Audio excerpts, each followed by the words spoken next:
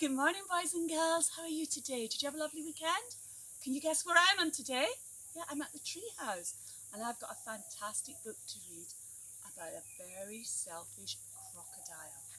And the person who wrote this book is Boston Charles. Now, I thought when you're reading this book, every time I say the word crocodile, what does the crocodile do? It goes snap. So every time I say the word crocodile, you have to go snap. And really loud so we can hear you, okay? The selfish crocodile. Oh, there's the selfish crocodile. Look. Deep in the forest, in the river, lived a large crocodile. I couldn't hear the snap there. He was a very selfish crocodile. No, still can't hear the snap.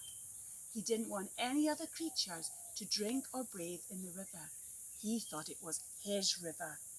Every day he shouted to the creatures of the forest, "Stay away from my river! It's my river!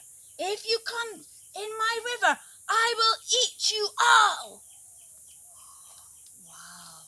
So there was no fish, no tadpoles, no frogs, no crabs, no crayfish in the river.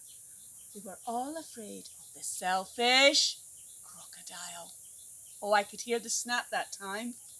The forest creatures kept away from the river as well. Whenever they were thirsty, they went for miles. They walked for miles and miles to get a drink from the rivers and streams. Every day the crocodile lay on his big great back in the sun, picking his big sharp teeth with a stick. But early one morning the forest was awoken by a loud groan. Oh! Oh! Someone was in terrible pain. The creatures thought it was an animal caught by a crocodile. But as the sun came out brightly, they saw that it was the crocodile in pain. He was lying on his back, holding his swollen jaw, and he was crying real tears. Ah! I wonder what's wrong. Oh, let's see. The creatures drew closer, but not too close. Some of the creatures felt sorry for the crocodile. "What's the matter with him?" asked the deer. "I don't know," said the squirrel. "Maybe he's going to die," chirped a bird. "If that happens, it'll be safe to go in the river," grunted the wild pig. The animals thought about this. They hung from the branches. They hung from the vines. They buzzed in the air. They shook their heads as they watched the crocodile in great pain. No animal tried to help him. Do you think someone will try to help? Can you guess what creature's going to help? It's a tiny creature. It's a little mouse. Suddenly a little mouse appeared, sniffing the air. He ran along the crocodile's tail, then onto his tummy. The other creature stared. Oh, he's very brave, isn't he? "Look at that mouse!" chirped the monkeys. "He's either very brave or mad. He's going to be eaten for sure," said the iguana.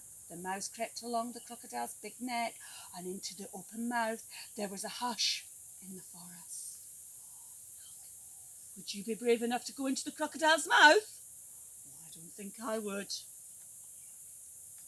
The mouse got hold of something and pulled and pulled and pulled.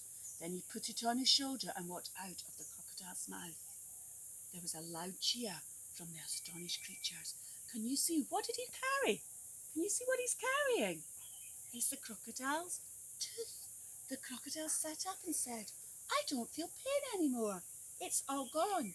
He saw the mouse walking away down his tummy, carrying an enormous crocodile tooth on his shoulder.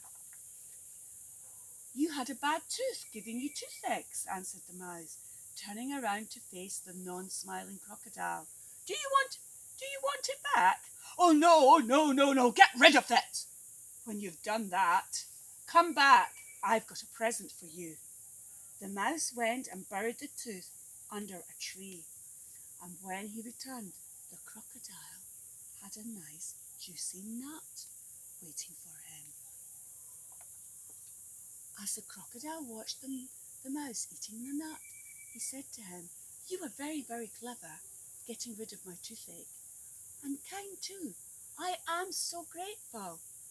But what shall I do if I get my toothache comes back? Don't worry, I'll take care of your teeth, answered the mouse, nibbling. Soon the crocodile and the mouse were best of friends. And one day the crocodile sent all the animals an invitation. Please come and drink and bathe in the river. I won't hurt you. The river belongs to us all, he said. The other creatures weren't afraid to drink and bathe in the river anymore. Although the crocodile was something snappy, they grew to love him. And soon the crocodile was full of fish and tadpoles and crabs and crayfish. Oh, look at that. All the animals are friends. Did you enjoy that story? Did you snap and snap? I hope so.